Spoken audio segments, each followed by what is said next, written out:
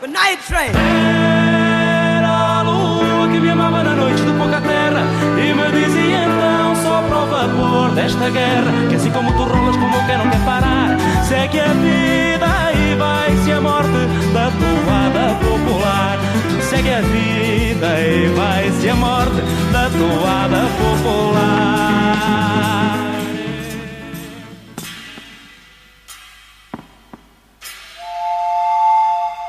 Olá a todos, comunidade entusiasta e profissional da ferrovia, amigos do canal, sejam muito bem-vindos a bordo de mais um vídeo. Este o número 4 da nossa rúbrica Todos a Bordo.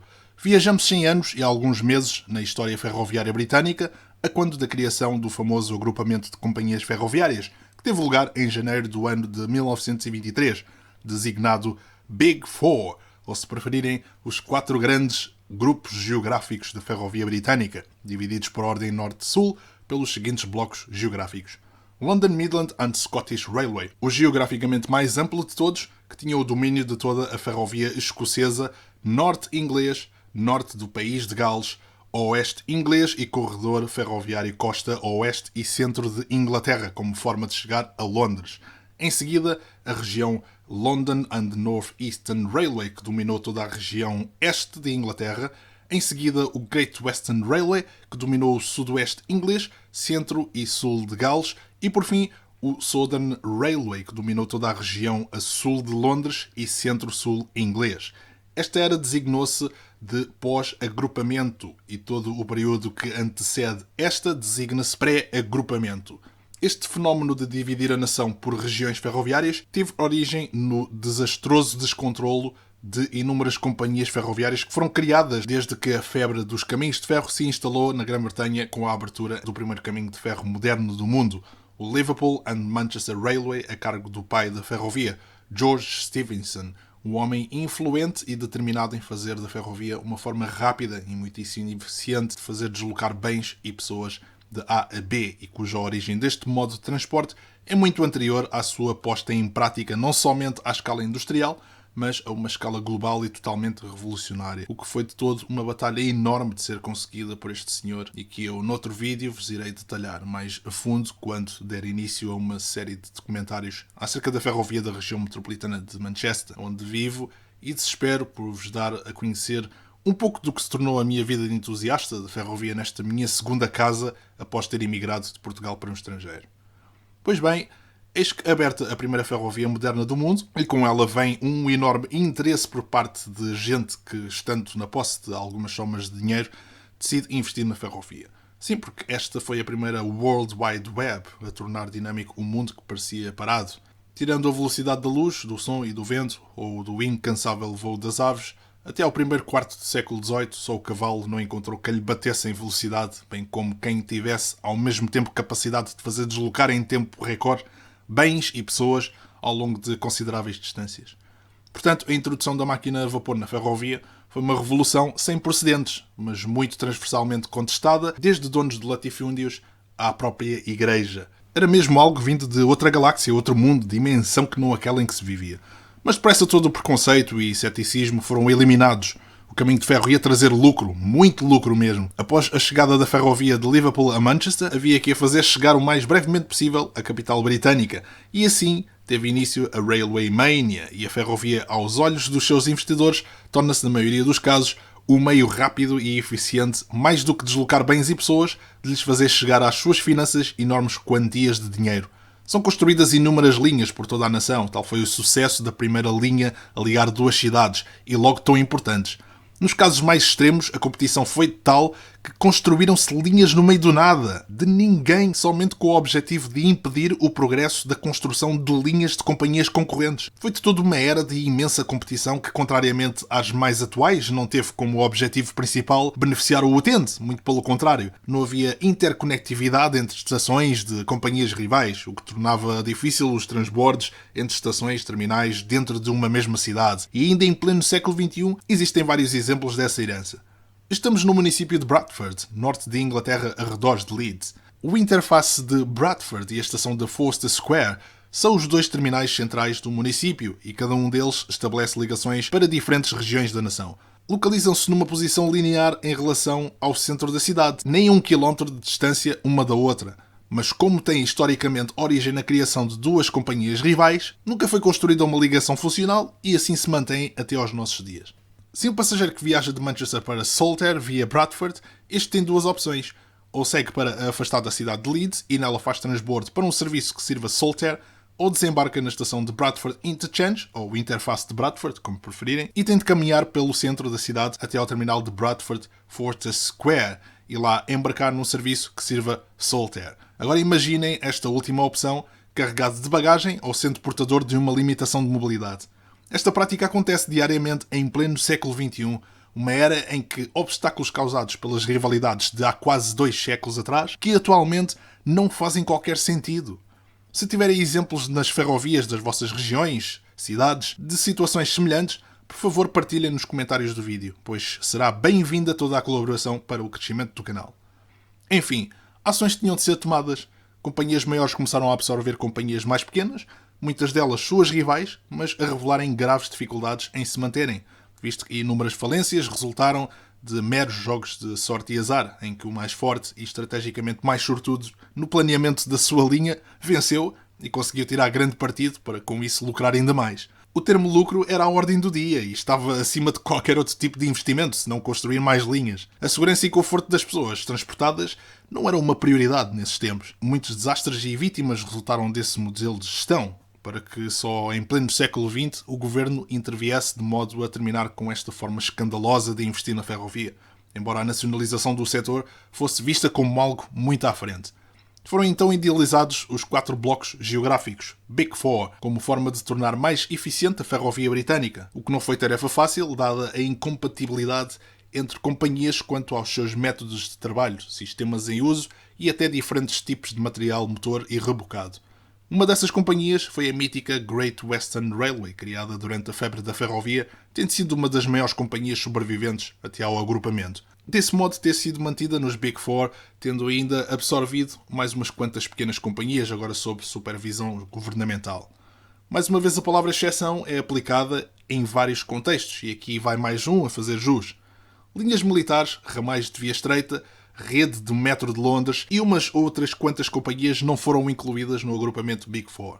A título de exemplo, existe uma linha na rede do metropolitano de Londres chamada Waterloo and City, cuja cor é azul turquesa. Originalmente esta linha não era parte da Metropolitan Railway, companhia que deu origem ao London Underground. Era sim parte da companhia London and South Western Railway e deste modo passou a ser parte do bloco geográfico Southern Railway dos Big Four. Mais a norte da ilha, na belíssima região central do país de Gales, na qual me debrucei muito recentemente a quando do vídeo sobre a estação ferroviária de Shrewsbury, em que virtualmente atravessámos a fronteira gaulesa, na qual vos falei no serviço de charter que me levou à estação de Shrewsbury nesse dia. Vejam o vídeo na descrição do link, que está muito interessante. Custou a realizar, mas o entusiasmo está acima de tudo. Ok, continuando. Temos o exemplo da companhia Caminhos de Ferro do período pré-agrupamento, chamada Welsh Pool and Clan Fair Railway, que mais tarde foi absorvida pela maior companhia Cambrian Railway e que, por sua vez, esta seria absorvida já na era pós-agrupamento pela Great Western Railway. Daí eu vos ter falado da sinalização mecânica ainda bastante presente nesse antigo domínio do Grande Oeste inglês, como o uso dos semáforos mecânicos de quadrante inferior, exclusivos do Great Western Railway. Todas estas mudanças de propriedade incluíram a própria sinalização, que teve neste caso específico de ser adotada em função da companhia que ganhou vários territórios. Foi mesmo um caso único de uma companhia que já existia e que só pela sua dimensão foi mantida como bloco geográfico e ainda absorveu outras companhias mais pequenas. Relativamente à Escócia, o processo do agrupamento não foi tão simples, pois houve uma resistência para que o Caledonian Railway, a maior, juntamente com a North British, abrissem mão à ferrovia inglesa, mas como diz o provérbio, mais vale tarde que nunca, e não houve outra hipótese senão ceder. Já relativamente às ilhas que compõem o Reino Unido, somente a ilha de Wight foi incluída no processo, tendo a sua ferrovia passado para o domínio Southern Railway, ao pouco referido devido à sua localização geográfica ao largo do centro-sul de Inglaterra. Agora, com uma área geográfica muito maior, funcionários outrora de pequenas companhias e agora parte de somente um dos 4 blocos, são em muitos casos deslocados para distâncias muitíssimo maiores. E se pensam que as rivalidades entre companhias já extintas tinham chegado ao fim por finalmente se terem fundido num só, esqueçam, pois ferroviários escoceses ainda recusavam cooperar com ferroviários ingleses, parte de um mesmo bloco. Mas foi tudo uma questão de tempo até que pequenos conflitos arrefecessem. Mas a mais importante cooperação seria a financeira, pois as companhias mais ricas teriam de levantar as finanças das mais deficitárias, de modo a criarem um equilíbrio. E foi essa a ação que veio mudar a face da ferrovia britânica, pois os esforços deram origem a uma das mais belas eras da ferrovia, com o fabrico de novíssima tração mais potente e veloz, capaz de acelerar a nação, encurtando distâncias como nunca antes, por força da competição no início do século XX, com as rivais viação e aviação aceleradas, a marcar a entrada do novo quarto de século.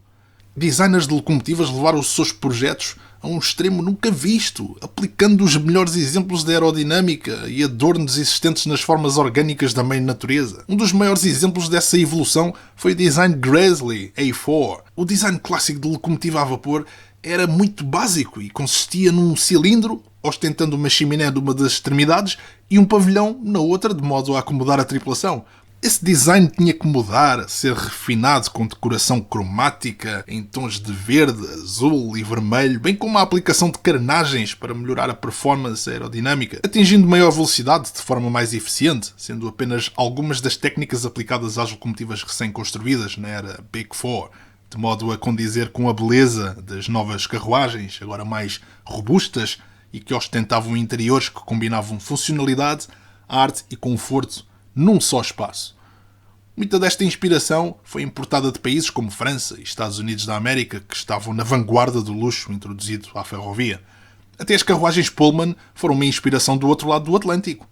No velho continente europeu foram construídos os Wagon Lee, a darem o único glamour que só o comboio expresso do Oriente tinha e ainda hoje faz comboios mais modernos olharem só de inveja. O próprio bloco geográfico Southern Railway criou serviços equivalentes aos do lado francês, de modo a criar conexões por via marítima entre a Grã-Bretanha e essa nação, através da travessia do Canal da Mancha, os chamados serviços Ferry Train, que chegaram a ter carruagem direta transportada nos ferry boats propositadamente projetados para o efeito. O caso do comboio Golden Arrow, ou se preferirem, o Flecha de Ouro, que tinha o seu homólogo do lado francês, Flèche d'Or. Do lado britânico, este comboio era formado por 10 luxuosas carruagens Pullman, que incluíam um Trianon Cocktail Bar. Imaginem, é óbvio que neste período o preço de uma tarifa não custava menos de 300 euros. Uma pechincha no dinheiro de hoje, claro. Até os cartazes promocionais já não tinham uma aparência tão realística como estes da imagem, a promover dias fora nos mais belos resorts britânicos, viajando na ferrovia.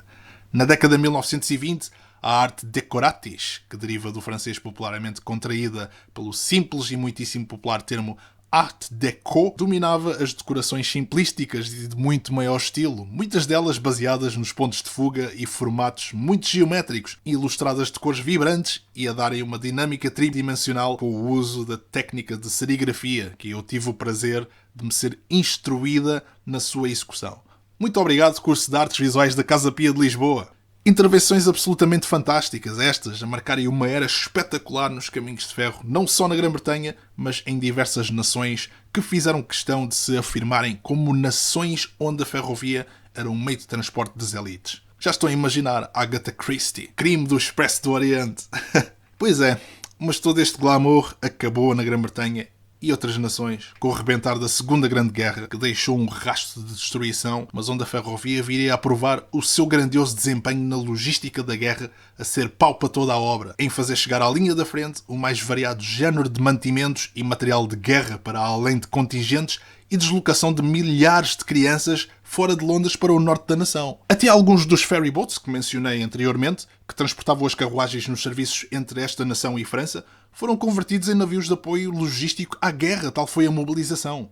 As locomotivas, as belíssimas dos comboios expressos, que antes ostentavam cor, agora estavam pintadas de preto, sem brilho e hostil, porventura porque era um esquema mais barato de manter, menos visível ao inimigo, de brilho nulo. Afinal de contas, em tempos de guerra não se limpam armas. No rescaldo do conflito armado e o fracasso da invasão nazi, a ferrovia estava parcialmente destruída e a sua recuperação iria custar fortunas, para além de que uma herança de inúmeros traçados que datavam do período pré-agrupagem ainda se mantinham ao ativo a dar prejuízo. O último recurso foi a nacionalização da rede ferroviária no ano 1948, que deu origem à British Railways. Atenção, não confundir com British Rail. pois são períodos diferentes dentro da nacionalização. O governo herdou toda esta herança de modo a garantir o futuro da ferrovia como meio sustentável para a nação e gerações futuras. Deste modo chegamos ao final do nosso vídeo. Um triste final, de facto, num dos processos de revitalização de uma ferrovia que teve um início muito desorganizado, fruto da ganância dos homens, que lhe queriam espremer lucros, sem olhar às suas consequências, que foram muitas, incluindo falências de bancas e inúmeros suicídios. Mas, por outro lado, foi notável a atitude que o governo teve em encarar e solucionar o problema, criando uma das mais importantes e marcantes viragens na página da ferrovia da nação, com a criação do agrupamento Big Four. Marcas como Flying Scotsman, Mallard e Coronation Scott são algumas das mais prestigiadas heranças deixadas desse tempo que foram religiosamente mantidas em preservação, para que nunca esqueçamos esse período magnífico da ferrovia britânica. Espero que tenham gostado do vídeo. Vocês são a flecha da minha paixão pela ferrovia.